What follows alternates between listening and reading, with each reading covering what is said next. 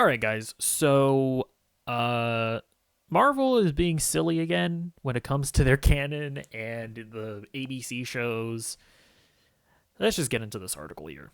So, this is an article coming from Screen Rant where they say, Screen Rant's Joe Deckelmeyer recently caught up with Marvel Studios head of TV, streaming, and animation Brad Winderbaum to talk What If Season 3, and the executive briefly brought up Agents of S.H.I.E.L.D. and Agent Carter as their, that's not spelled right, but that's fine, as far as their MCU canon status. While not revealing too many details, Winderbaum said he enjoys thinking about trying to square those ABC shows with the canon, as he stated the following. Well, I'll tell you this, and put it to you like this. It's exciting for me to think about how to square those ABC shows with the canon. That, to me, if you know me and the way my brain works, that is fun territory to imagine. Screen Rant says, well, I have a list that breaks down episodically where it would fit into the MCU, so I'll send it to you after this. Brad Winderbaum then says, I need it. So this is just like a really interesting quote, because there is like a certain sect of the fandom that is so like that is so just like arrogant and so insistent that the Netflix shows and the ABC shows, like, they have this perspective of like, they've always been canon. You're stupid. You're a stupid poopy head if you think that they're not canon.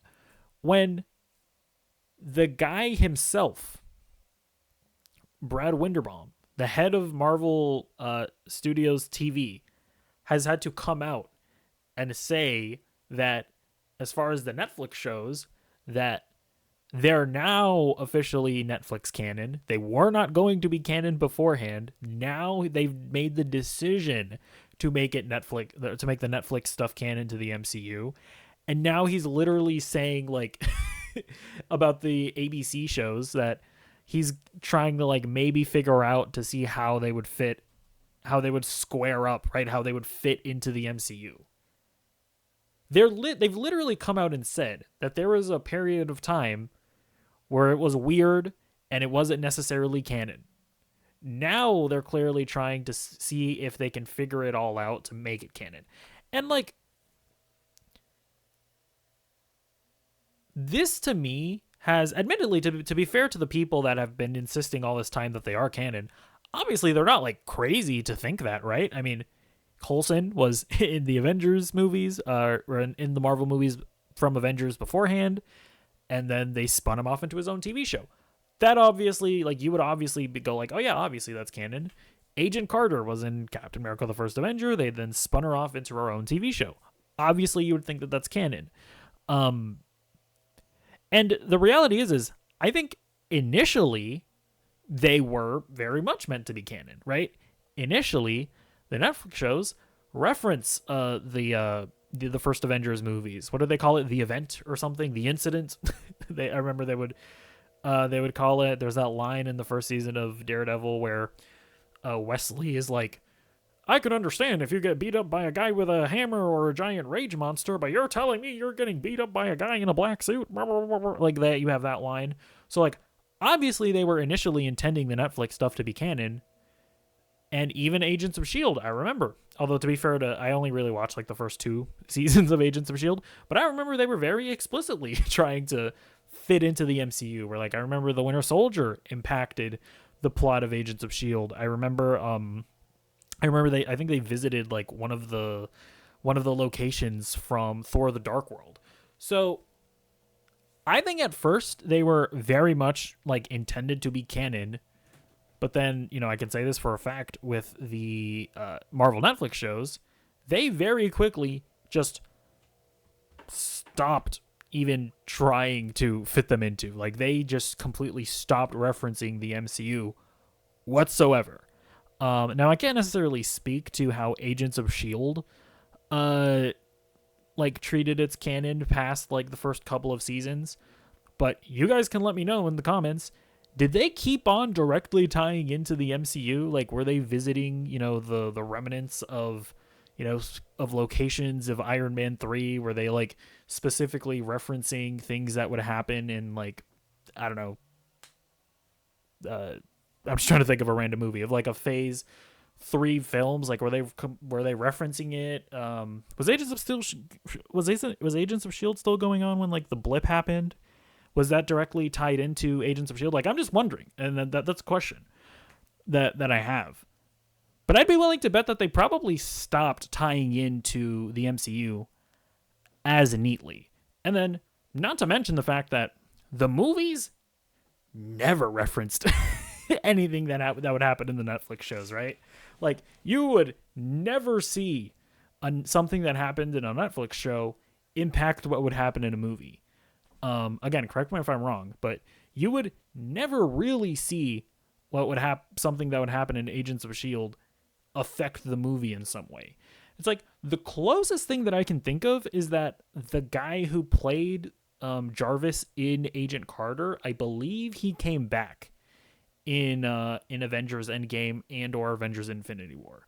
So again, to be fair to these people, you definitely have that.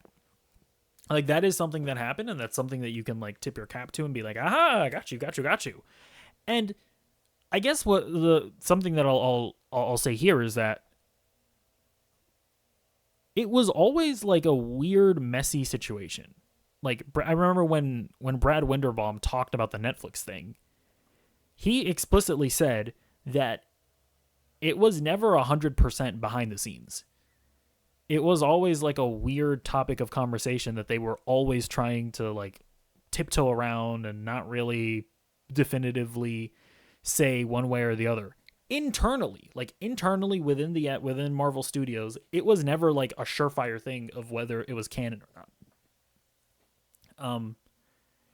And so it's just like so that's the thing, right? Like, it's just so weird to me. I don't understand why there's like this segment of fans that are like so insistent of like, it was always canon, it was always 100% canon, you're dumb if you think otherwise. It's like, it's never been that clear cut. Like, and the main reason because of this was because it wasn't until the MCU Disney Plus shows that they were created under the guise of Kevin Feige. Kevin Feige did not run was not controlling the ABC shows and the Netflix shows.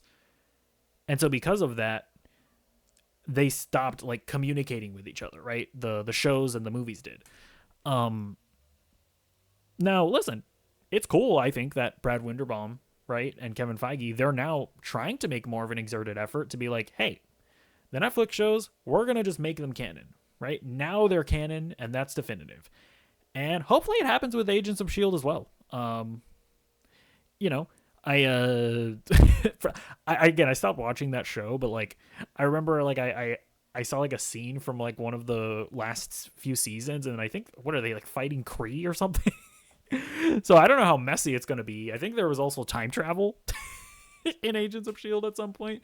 So I don't know how messy tying in everything is going to end up being, but at the end of the day, it is content that exists, and there are fans of those shows. And I think if you can tie it all in, and maybe have the Agents of S.H.I.E.L.D. characters cameo in something, I think that would be fun. So we'll see. But just to wrap everything up, no, these shows have not always been canon. I think they were initially meant to be canon, but I think that pretty quickly, Marvel decided that, or Kevin Feige decided that, yeah, this isn't something that's under my purview, so I'm going to stop acknowledging it, and it's going to be this weird, messy question about its canonicity. And so, like, no, it's not fair to say that it has always been canon and that it was definitively canon. It was always a weird, messy situation. But yeah, let me know what you think in the comments down below, and I'll see you in the next video. Goodbye.